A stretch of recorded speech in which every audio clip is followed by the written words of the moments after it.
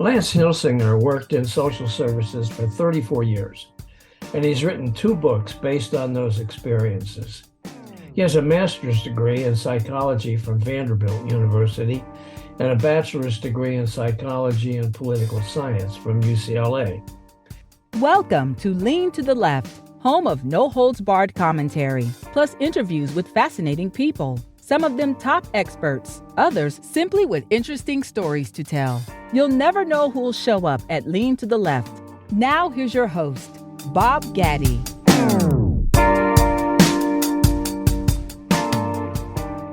Hilsinger's first, in place of the parent, inside Child Protective Services, examines the child welfare juvenile court system. His second book, Build a Better Bridge, Social Policy for the 21st Century.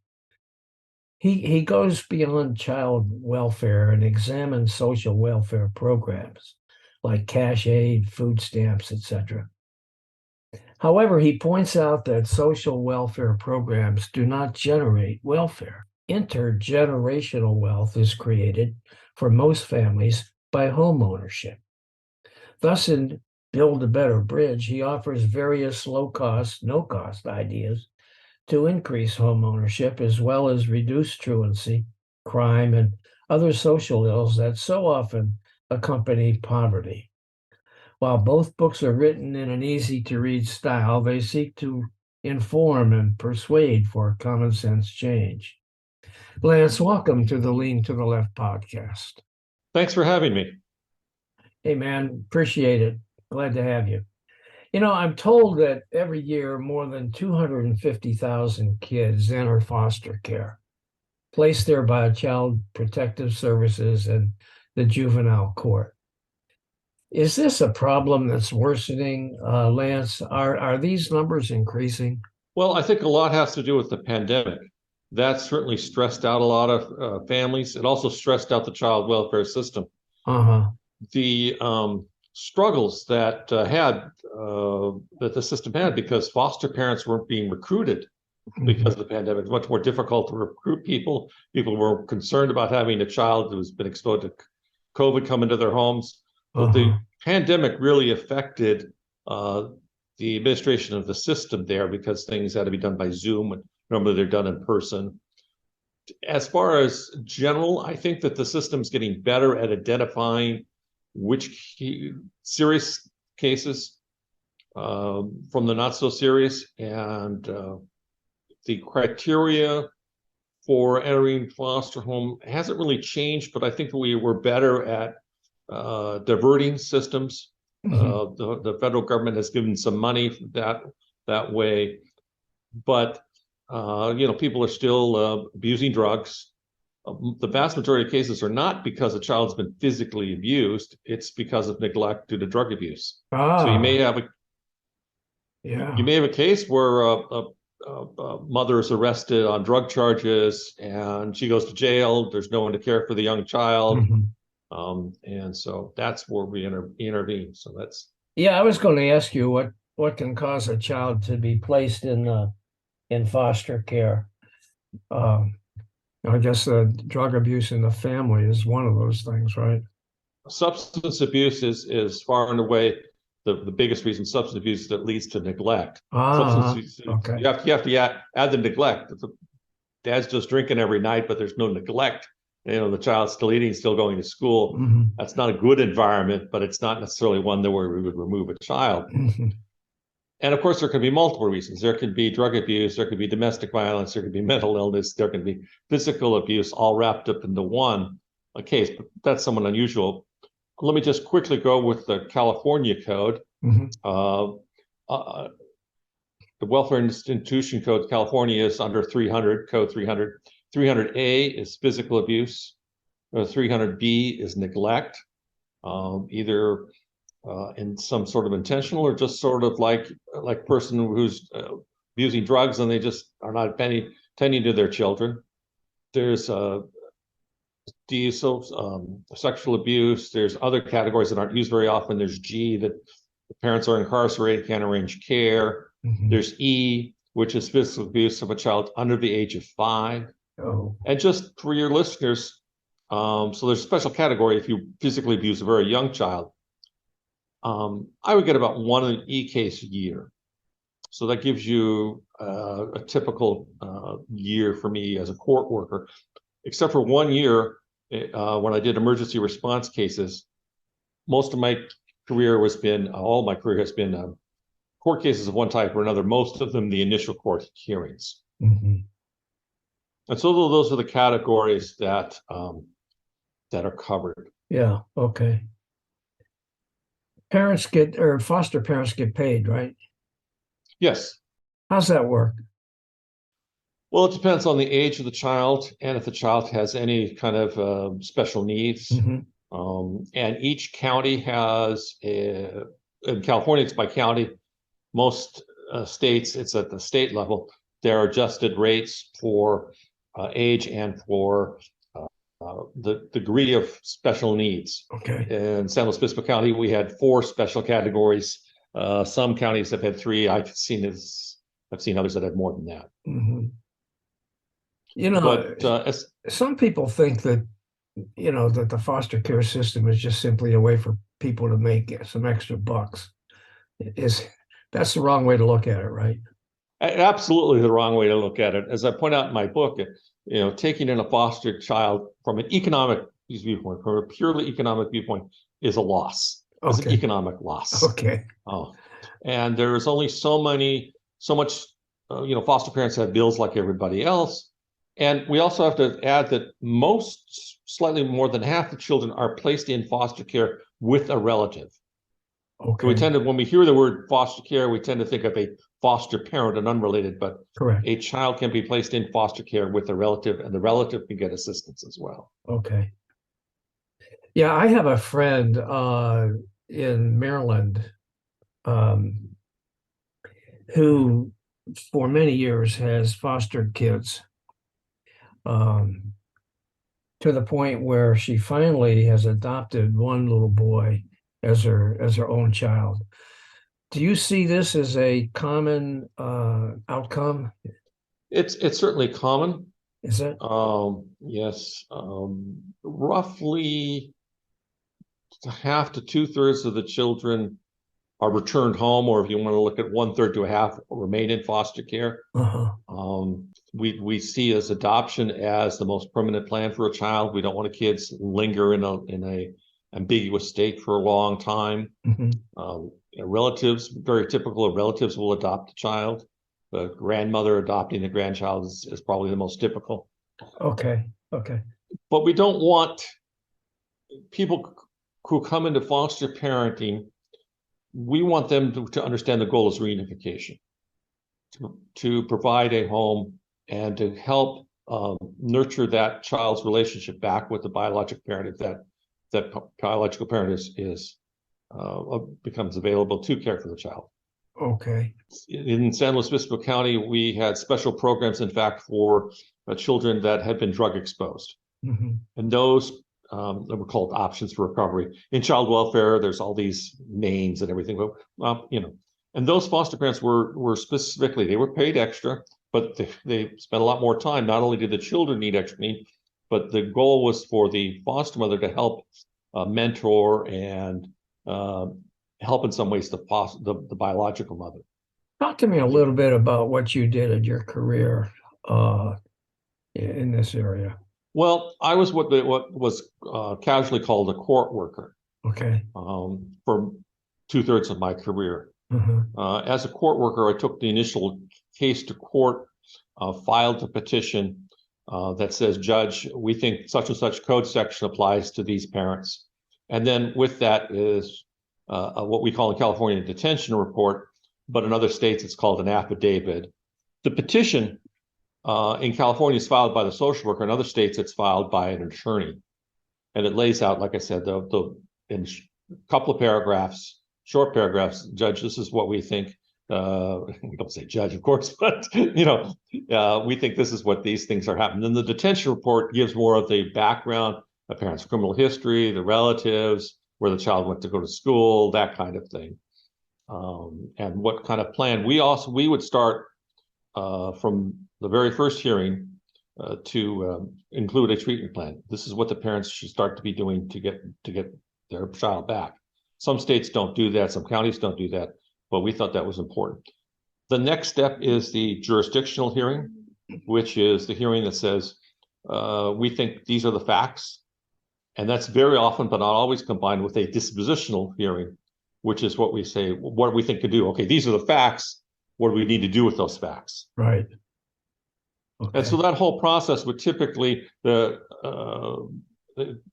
detention hearing is equivalent to an arraignment hearing in criminal court. So it's held very quickly, so 72 business hours. So what was your relationship with caseworkers that were assigned to these kids? Well, I was the caseworker. Oh, you were the caseworker. Yeah, I was the caseworker. Yeah. Okay. Yeah. All right. So what type of people are attracted to this kind of a career?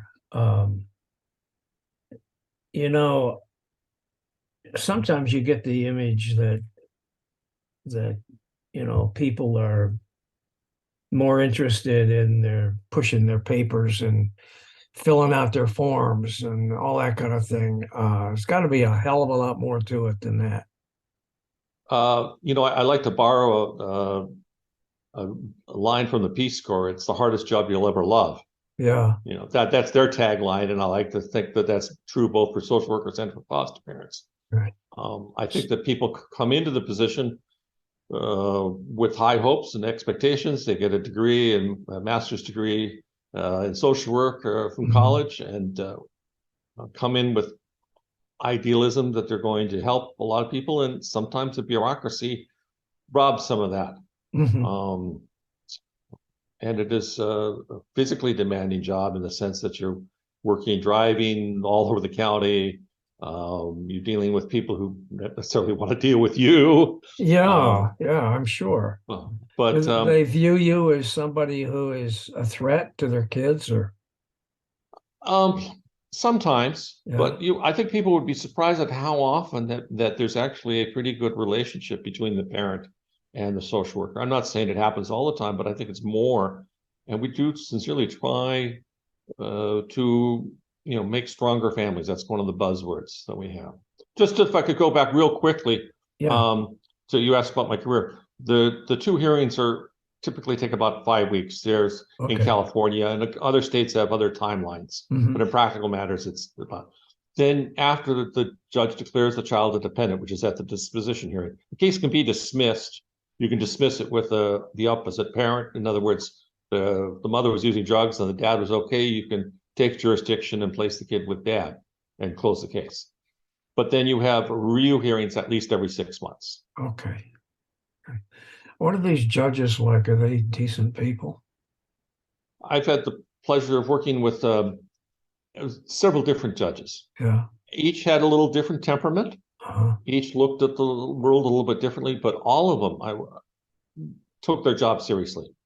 Okay. And that's I think the most thing. Sometimes I thought judges didn't see things my way, of course. That's human nature. But sure. I do think that they always listened, and they wanted to do the right thing. And I think that they have their juvenile court judges traditionally are sort of at the bottom of the pecking order in the judicial system. Sure. That they're not kind of looked on as kiddie court. Yeah, but I think that there's been a change in that, and that judges who don't do juvenile court really appreciate the strain that goes through and the life-changing decisions that you can make. Now, talk about a little bit about in education, the gender disparity. You mentioned in some of the preparatory work that you sent me that there's a gender disparity in education, that boys seem to drop out of high school more frequently than girls. And one of the things that I've observed in my years as a social worker was that a lot of it, to use a very non-professional term, a lot of the men were losers. What would be a professional term that you would use in place of loser? I'm not sure what I would, But very often they were actually more likely not to have graduated high school more than the mother. There's usually disparity. And I observed that. And then so when I wrote my second book, Build a Better Bridge, a Social Policy for the 21st Century, I kind of explored that a little bit further. And the dropout rate for boys is substantially higher than girls. And if a girl drops out of high school, she's more likely to get pregnant and, become dependent upon, the government for welfare, for assistance of some point. The boy who drops out of high school, doesn't complete high school, he may father a child that he's financially unable to support. Right. But he's also more likely, and so is the girl, but much more the boy, to drift into criminal behavior. And so his failure to graduate becomes a matter of public safety. Okay. So we need to focus on that. And the disparity for by race is substantial. African-American girls are much more likely to graduate high school than African-American boys. African women are in college about the same percentage as the general population, but African-American men, it's about half of their,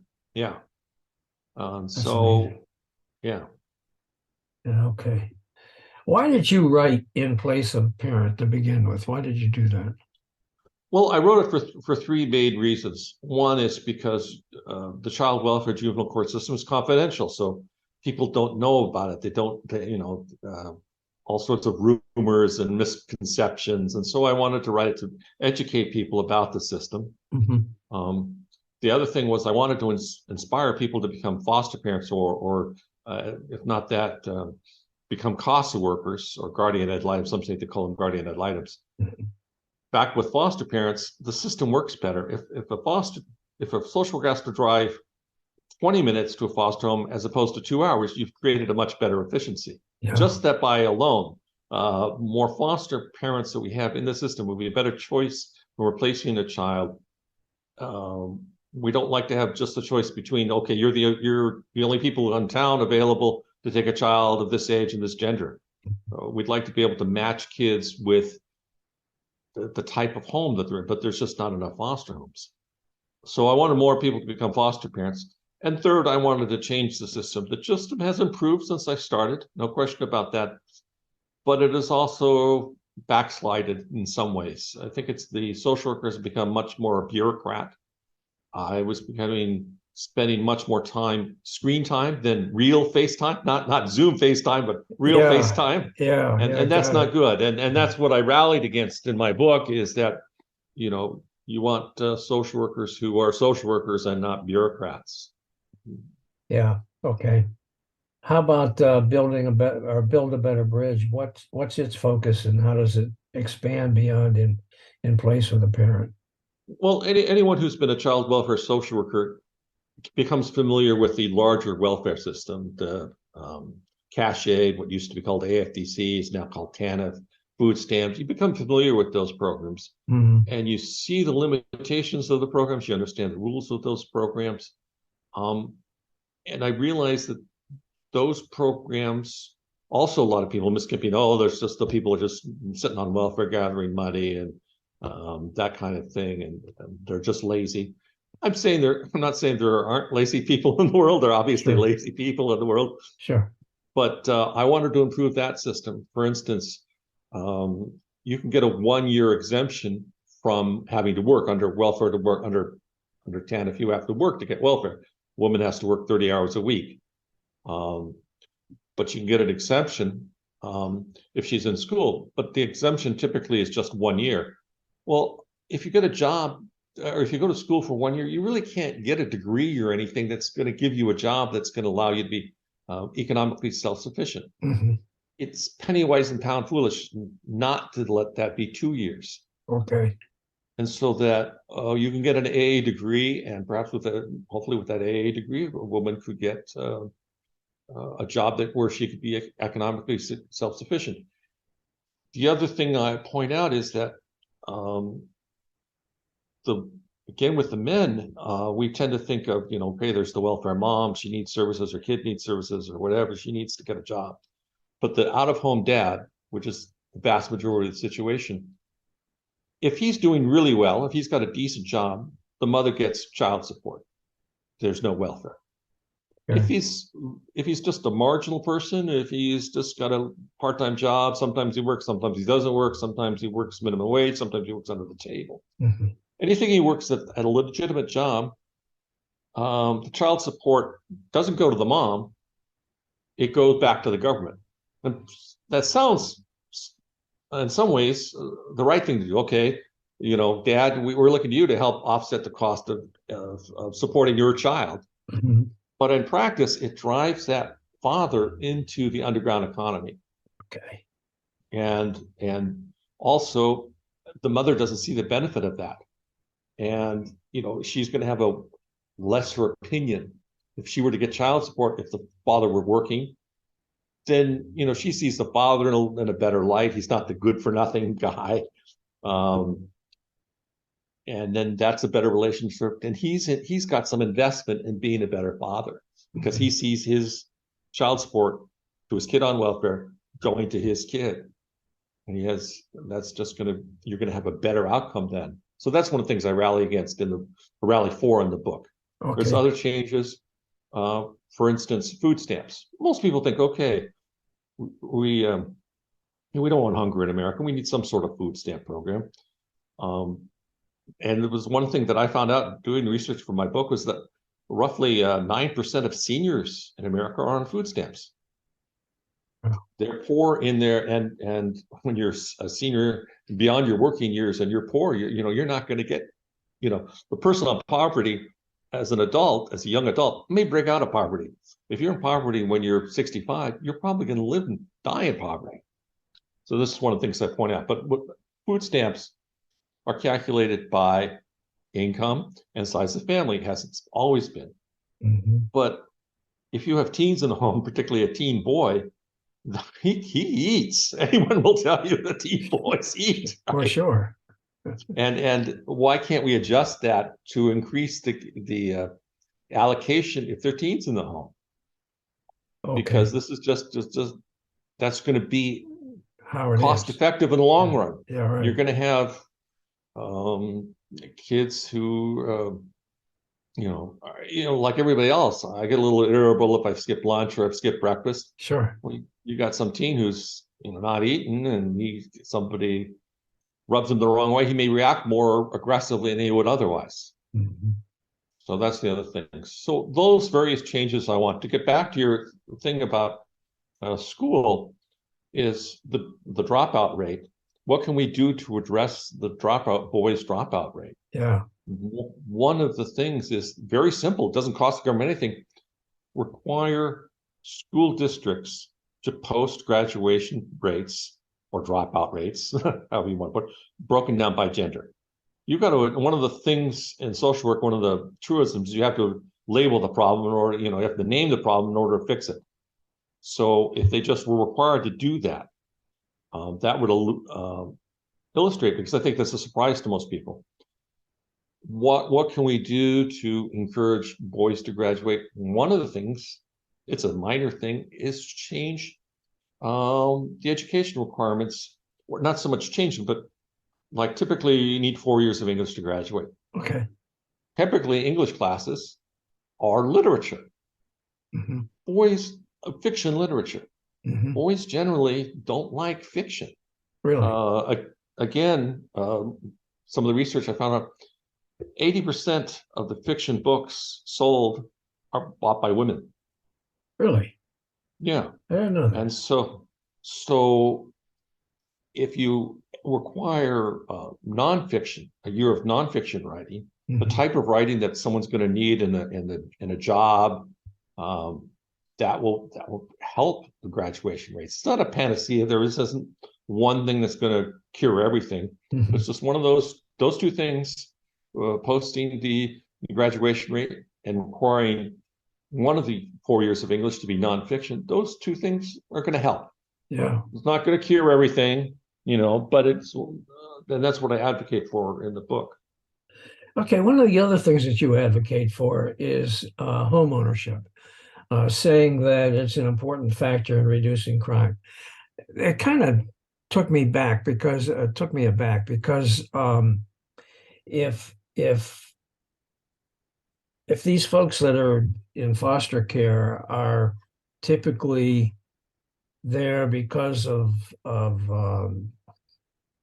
poverty in the home,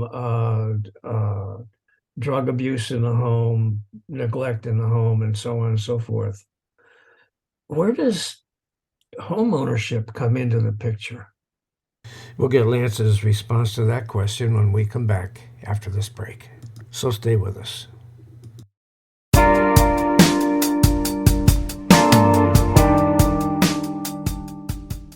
Well, very few of the children that enter foster care came from parents who own their own homes.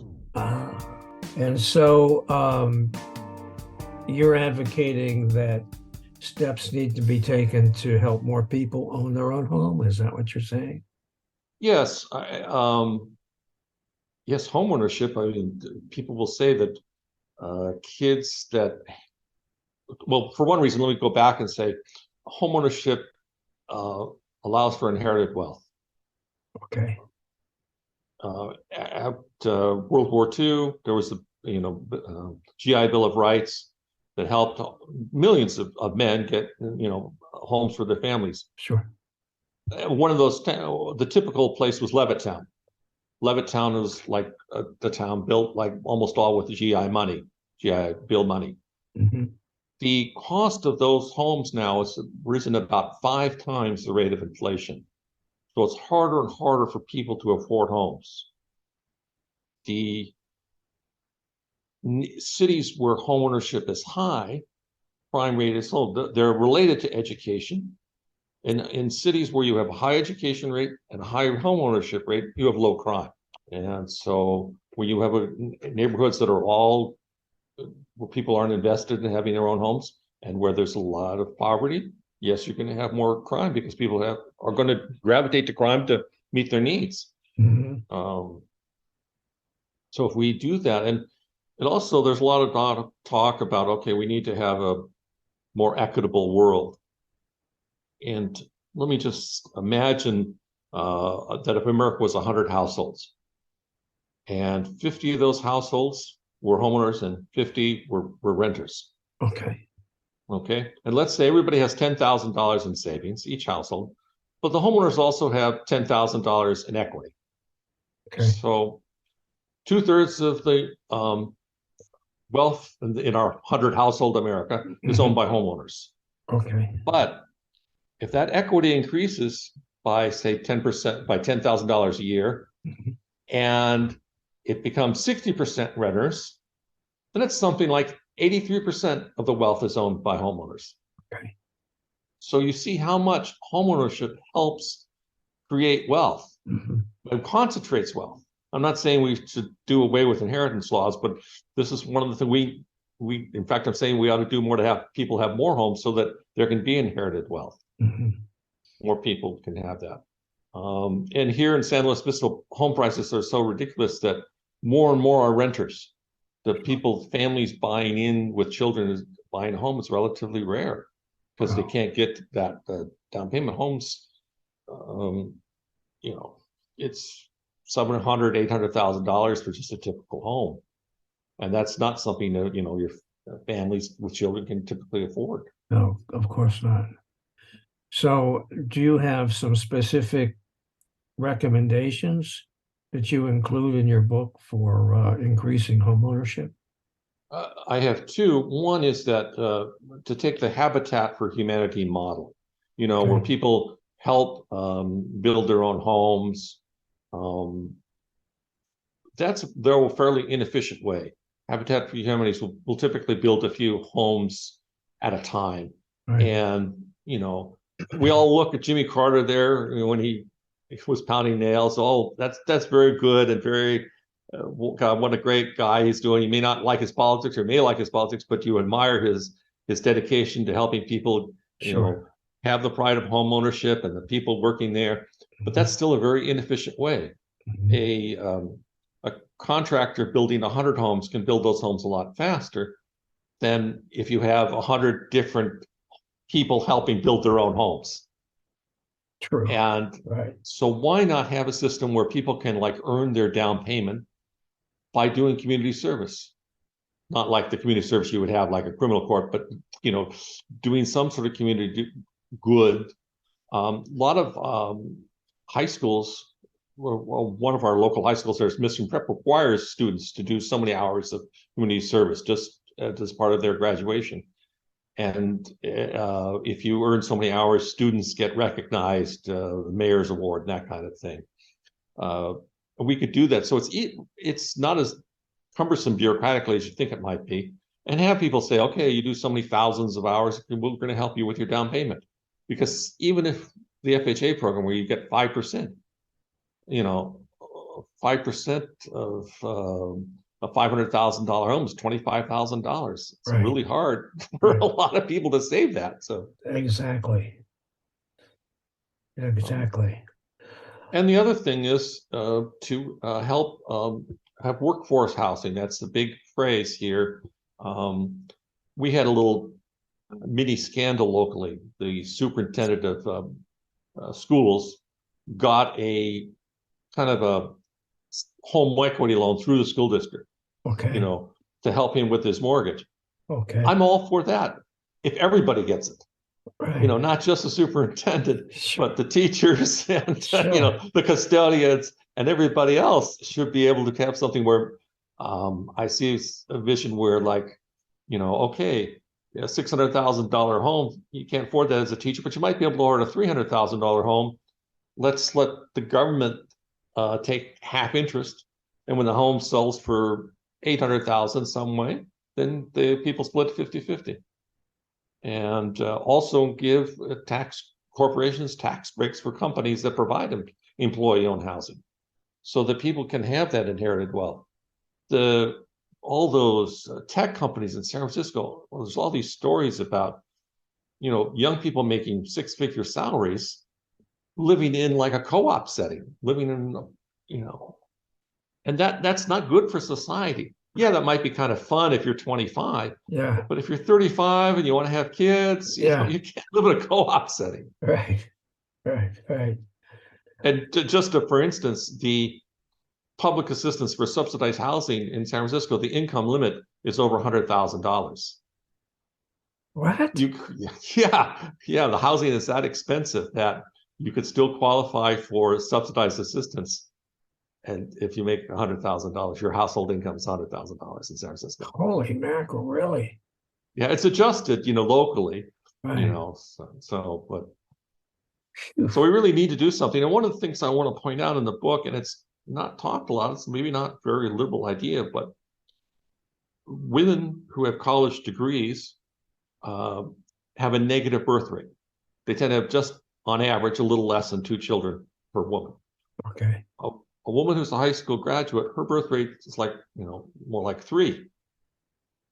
That creates more poverty. She's more likely to be on poverty to begin with. And if you're in poverty, or your children born in poverty are more likely to stay in poverty.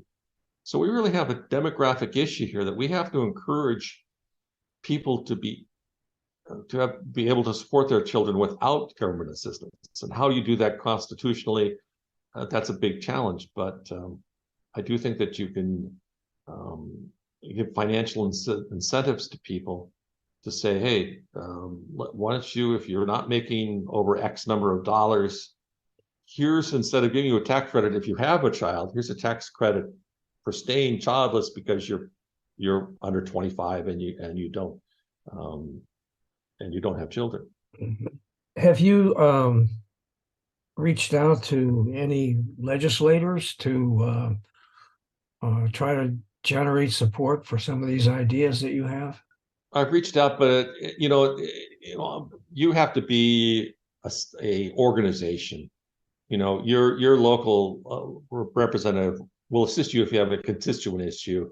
If you have some, but if you're just one person with an idea, it's really hard to get politicians to listen to you, unless if you're backed by some organization. You've got this expertise that you built up over a whole career. It seems to me like you would be a valuable resource for. Well, I if they want to listen, I'll certainly talk. But yeah, well, you know what? Maybe we can send them a copy of a link to your interview here. And Yeah. Yeah, I worked on Capitol Hill for 7 years early in my career, and you're right, constituent service is certainly a big part of their job. They do it for a number of reasons, not the least of which is to generate support for the next election. Because in the House of Representatives, people are running every 2 years, so they're really always running, always raising money, and always trying to come up with a story as to why they need to be reelected. Seems to me that you've got a lot to say, and that some of these folks ought to be listening. And your ideas are not necessarily what I would say either liberal or conservative. They're just basic, smart ideas. Thank you. I mean, as I said in the preface of my book, neither conservatives nor liberals have a monopoly or on good or bad ideas. That's true. Absolutely true. Even people that lean to the left don't always have. Okay. What else did I want to ask you? Talk to me about this third book that you've got in the works. Well, it's something completely different. The emphasis, I think, is on fathers. I had a good father. I've seen men in my caseload become better fathers. And so this book is Beyond Amelia, lesser known women of history, but it talks about the men in their lives. Very often, these were their fathers, not always, but the men who helped women succeed. We've all heard the reason it says Beyond Amelia, it's Beyond Amelia Earhart. Everybody's heard of Amelia Earhart, but anybody heard of her husband? No, probably not. George Putnam? No, George Putnam. But here he helped bankroll his wife to fly around the world with another man. Maybe George needs a little credit, Yeah, that's true. I hadn't thought about that. Okay. So where can people? I'm sorry. Go ahead. So that's the theme of the book. Is in various ways. There's adventuresome women, spies, entrepreneurs. It's classified by categories, and I try to cover different cultures. The most powerful pirate of all time was Hillsinger-Protecting. Excuse me if I mispronounce it. She commanded an armada that's dwarfed the size of the Spanish Armada. She commanded, and that her stepson supported her leading the Armada when her husband died. So, do we have anything else we need to cover in this little conversation? Well, I just appreciate the time you've taken with me. It goes by so quickly. It does. But before we go, you need to tell us where I presume people can find your books on Amazon, anywhere else. Build a Better Bridge is available on Amazon, Barnes & Noble. It's been on Walmart. It's Google Books. Build a Better Bridge is just exclusively on Amazon. Okay. All right. And when will your new book, your third book, be out? I'm hoping for the Christmas book buying season. Okay. That's my goal. Right. Okay. All right. So you're hard at work at it now, right? I've just turned it into my publisher just this week. And then have to do some editing and there's sure. It always takes longer than you anticipate. Sure. Yeah. Who's your publisher? Paper Gold Publishing. Okay. Well, I thank you very much, Lance, for taking the time with us on Lean to the Left. It's been fun talking to you. Enjoyable, informative, I think. People who care about kids and about the way families are today, who care about social policy, need to pay attention to what you're talking about here. I think some of your ideas, frankly, to improve home ownership, they're a little bit, they're certainly different. But you know what? There's the old saying: if you keep doing things the same old way, you'll never get a different result. And it's time for us to take a look, I think, at social policy and come up with some innovative ideas and see what else we can do to make things better for folks. So if people have any questions, they can contact me at lancehilsinger.net. Okay. But I appreciate the time and appreciate your kind words. Now just one more break, and I'll be right back with some closing comments. So stay tuned. Hey guys, thanks for listening. Hope you enjoyed this podcast and that you'll come back on a regular basis and check out our interviews with guests on topics that I hope you find interesting, entertaining, and enlightening. Our episodes stream weekly, every Monday. Let your friends know about this podcast and take a minute to subscribe. Just go to podcast.leantotheleft.net to subscribe, check out the upcoming interview schedule, and listen to all of our episodes. And follow us on social media. Facebook at the Lean to the Left Podcast, Twitter at Lean to the Left 1, Instagram at @BobGaddy_Lean to the Left, and TikTok at Lean to the Left. And you can watch the episodes at YouTube at Lean to the Left. And don't forget to visit our blog site, leantotheleft.net, where you'll find commentary on the news by some excellent writers with progressive perspectives on a whole range of topics. You can sign up as a member there, and of course, it's all free. Now, this is Bob Gaddy signing off for Lean to the Left. Thanks for sharing your time with us.